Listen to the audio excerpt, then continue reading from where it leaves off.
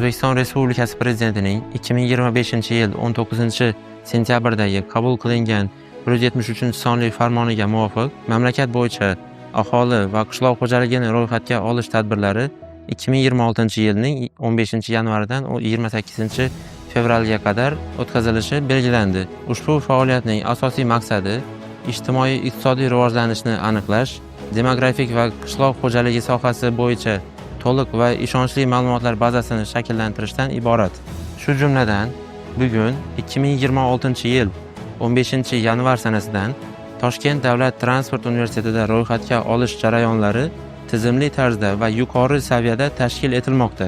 Bu jarayon doirasida volontyorlar va ishchi guruhlar uchun maxsus instruktaj va amaliy tayyorgarlik tashkil etildi. Universitet hududidagi shtabga professor-o'qituvchilar, xodimlar va talabalar belgilangan tartibda kelishib ishtirok etishmoqda.